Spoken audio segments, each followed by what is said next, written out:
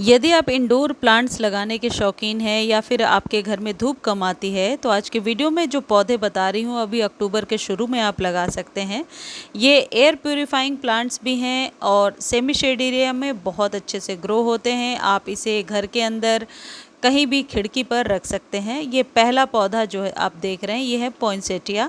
इसके 2 या 3 कलर आपको मार्केट में मिल जाएंगे। 250 से 300 रुपीज़ के बीच में अभी नर्सरी में मिल जाएगा। इस पौधे की केयर करना बहुत आसान है। इसकी सॉइल में पानी कभी भी जमा नहीं होना चाहिए और इसको धूप में नहीं रखना है। धूप में रखने से इसके पत्ते कटने लगते हैं, फटने लगते हैं। पॉइंसेटिया को 2 से 3 महीने तक आसानी से आप अपने किसी भी सेमी शेड एरिया में ग्रो कर सकते हैं। उसके बाद इस पौधे को जैसे जैसे गर्मियां शुरू हो जाएंगी बचा कर के रखना होगा, बिल्कुल ऐसे जगह पे जहां पर कूलिंग इफ़ेक्ट ज़्यादा हो। इसके लिए सबसे बढ़िया खाद है वर्मी कंपोस्ट। इस सुंदर आकर्षक पत्तियों वाले पौधे को आप अपने घर में ज़रूर लगाएं। 5 से 7 इंच के बीच का कंटेनर हो, यानी 6 इंच का ले लीजिए, बेहतर है। ऐसी जगह पे रख दीजिए जहां धूप बिल्कुल सीधी ना पड़ती हो। ये पौधे पॉजिटिव इन्वायरमेंट देने के साथ साथ आँखों को सुकून देते हैं और देखने में बहुत ही खूबसूरत लगते हैं। अगला जो पौधा है यह है एग्लोनिमा का पौधा। इसके बहुत सारे कलर्स आपको मिल जाएंगे। ये पौधा भी 100 से 150 रुपीज़ का अभी आपको नर्सरी पर मिलेगा। ये जितने भी महंगे पौधे हैं इनकी कटिंग आराम से लग जाती है, साथ ही साथ इनको रूट डिवीज़न से अलग करके लगाया जाता है, यानी इन पौधों में नीचे से रूट्स निकलते हैं। उन्हें पल्प्स को अलग कर लीजिए और दूसरे किसी भी अच्छे वेल ड्रेन सॉइल वाले गमले में आप रिपोर्ट कर दीजिए। इससे आप देखेंगे कि न्यू पौध तैयार हो जाएगा। बस इन पौधों के लिए इस बात का ध्यान रखना है कि ओवर वाटर नहीं करना है। ये जितने भी पौधे मैं बता रही हूँ ये बहुत ही खूबसूरत पत्तियों वाले पौधे हैं और एयर प्यूरिफाइंग प्लांट्स है। ये शफलेरा का पौधा है जिसे अम्ब्रेला ट्री भी कहा जाता है। इनके पत्तों को बहुत ही अच्छे से वॉश करके रखा जाता है। आप जब भी पानी दे रहे हैं पहले पत्तों को अच्छे से वॉश कीजिए। आप ये जो बगल में आप देख रहे हैं बम्बू प्लांट लगा सकते हैं, सिंगोनियम लगा सकते हैं। ये सारे इंडोर पौधे हैं। इंडोर कहने का मतलब होता है इन पौधों को धूप से बचाना होता है। इसका ये मतलब बिल्कुल नहीं है कि अंधेरे कमरे में ये ग्रो होंगे। ऐसी जगह पे जहाँ खुलकर हवा पानी मिले, जहाँ मैंने रख रखा है यहाँ पर धूप नहीं आती लेकिन खुली हवा है। यानी कि एक चीज़ ध्यान रखिए कि इनकी जो मिट्टी होती है उनका सूखना ज़रूरी होता है। यदि सॉइल नहीं सूखेगी तो फिर ये पौधा खराब होने लगेगा। तो इंडोर का सेंस आप समझ चुके होंगे। और खाद इन पौधों को 3 से 4 महीने पर आप वर्मी कंपोस्ट दे सकते हैं। और अभी अक्टूबर के शुरू में यदि पहले से ये पौधा है आपके पास तो इसे आप खाद दे दीजिए ताकि सर्दियों में ये अच्छे से घना हो जाए। देखिए जैसे ये रूट डिवीज़न से अलग करके मैंने एक पौधा लगाया है, वैसे ही रेनी सीज़न में या स्प्रिंग के सीज़न में रूट डिवीज़न के पास से अलग करके आप न्यू पौध तैयार कर सकते हैं। इसमें पल्प्स अपने आप निकलती रहती हैं। ये जो पौधा आप देख रहे हैं इसमें बहुत सारे कलर्स आते हैं, जैसे लिपस्टिक एग्लोनिमा है, स्टार एग्लोनिमा है, ऐसे करके बहुत सारे कलर्स आते हैं। सबकी देख रेख एक जैसी करनी है। अगला पौधा है जो अभी आप नर्सरी से ले सकते हैं, 50 रुपीज़ का मिलेगा और ये है कोलियस। कोलियस की कटिंग पूरी सर्दियों में आप आराम से लगा सकते हैं। अभी से लेकर के फरवरी तक इसकी कटिंग बहुत अच्छे से लगेगी। गर्मियाँ इसके लिए सही नहीं होती हैं। जैसे ही समर्स की शुरुआत हो जाएगी यानी मौसम में गर्माहट होगा, इसकी पत्तियां झुकने लगेंगी। देखिए जिस तरीके की सॉइल मैं आपको दिखा रही हूँ, सैंडी सॉइल में कोलियस बहुत अच्छे से ग्रो होता है।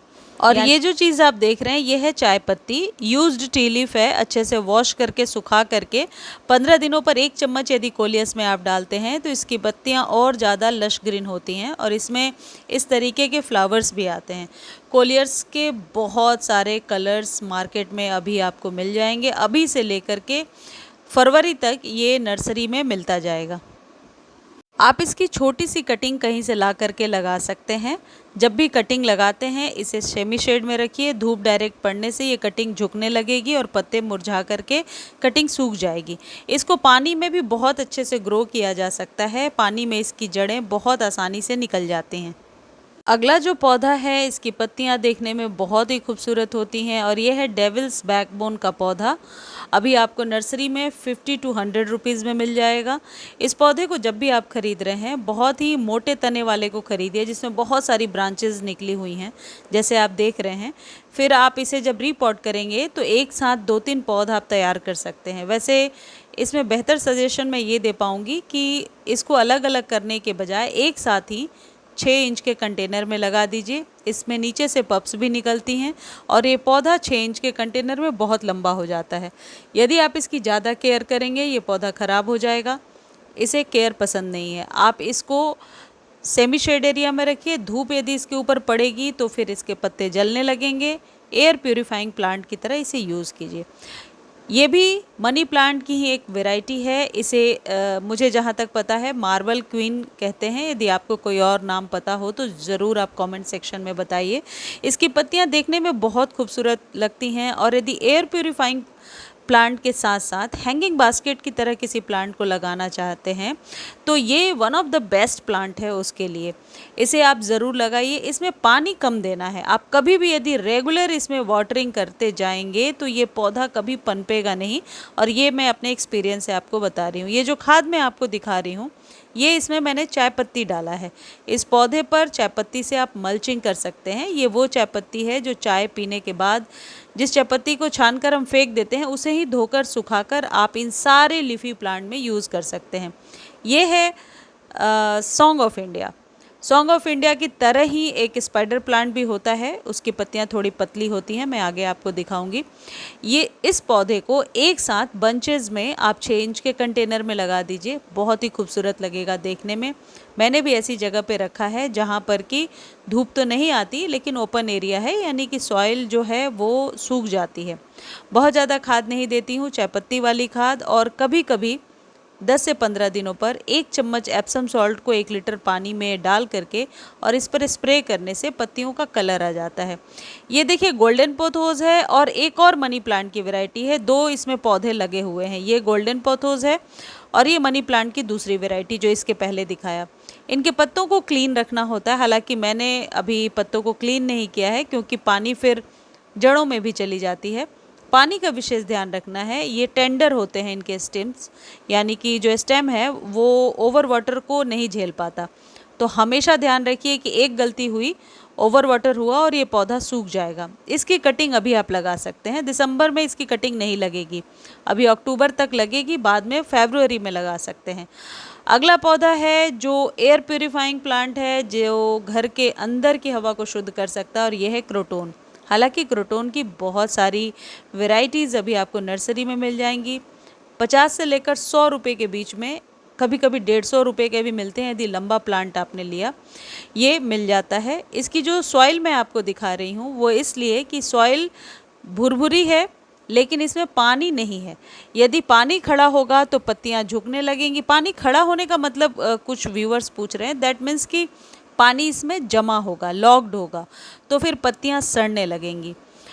ये जो क्रोटोन होता है इसमें कभी कभी मिलीबग्स का अटैक भी होने लगता है। तो प्रिकॉशनरी तौर पर 15 दिनों में एक बार आप नीम ऑयल को शैम्पू में 1 चम्मच शैम्पू और 2-4 बूंद नीम ऑयल को डालिए और सभी पौधों पर स्प्रे कर दीजिए। इससे मिलीबग्स की प्रॉब्लम सॉल्व हो जाएगी। इसकी पत्तियां बहुत खूबसूरत लगती हैं लेकिन तेज़ धूप में इसकी पत्तियां ख़राब हो जाती हैं, लेकिन अंधेरे कमरे में इनके पत्तियों का कलर भी निकल करके नहीं आएगा। तो ऐसी जगह पर रखिए जहाँ पर कि या तो इवनिंग की 1 घंटे की धूप मिल जाए या फिर मॉर्निंग की धूप मिल जाए, लेकिन दोपहर की धूप कभी भी क्रोटोन के लिए सही नहीं होता है। यदि खाद की बात करें तो 3 से 4 महीने पे वर्मी कंपोस्ट 1 चम्मच डाल सकते हैं, या फिर जो चाय पत्ती वाली खाद बताई वो इसके लिए बेस्ट होता है। इसकी कटिंग भी लग जाती है, लेकिन कटिंग लगाने के लिए अगस्त सितंबर बेस्ट टाइम होता है। इसमें भी बल्ब्स निकलते हैं जिनको आप अलग कर सकते हैं। ये है स्पाइडर प्लांट जो अभी नर्सरी में आपको 50 रुपीज़ के मिल जाएंगे, या फिर आप कहीं से इसकी छोटी सी पप्स लाके सॉइल के ऊपर रखना है। इसको लगाने का एक तरीका आप समझ लीजिए, मिट्टी के अंदर यदि आप दबाएंगे तो ये गल जाएगा। आपको मिट्टी तैयार कर लेना है और इसको मिट्टी के ऊपर रख करके छोड़ देना है, ये तैयार हो जाएगा, इसकी जड़ें बन जाएगी। ये इंग्लिश आइवी है। इंग्लिश आइवी की कटिंग बहुत आसानी से लगती है। हैंगिंग बास्केट के लिए one of the best plant है। अभी नर्सरी में 50 रुपये का ये पौधा मिल रहा है और इसकी पत्तियाँ बहुत खूबसूरत होती हैं। ये फंड की एक वैरायटी है। फंड की सारी वेराइटीज़ अभी आप लगा सकते हैं और फंड को भी रूट डिवीज़न से अलग करके लगाया जाता है। इस पौधे का नाम मुझे नहीं मालूम है, आप लोग कमेंट सेक्शन में बताइएगा।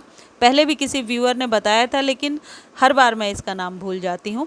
ये पौधा देखने में बहुत खूबसूरत है, लेकिन तेज़ धूप में ख़राब हो जाता है और इसकी कटिंग बहुत आसानी से लग जाती है। ये पिंक सिंगोनियम है, कहीं से लेकर आई हूँ छोटी सी कटिंग नीचे सोसाइटी से ही। और सिंगोनियम के कलर्स और पत्तों का साइज़ अलग अलग आता है, देखने में बहुत ही खूबसूरत होते हैं।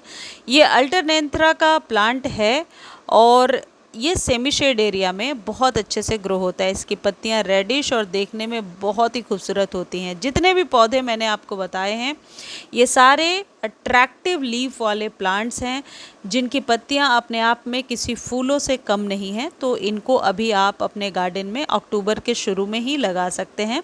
शुरू में पौधे लगा लेंगे तो फरवरी तक आप इन पौधों को एंजॉय कर पाएंगी और बाद में ये डोरमेंट होते हैं।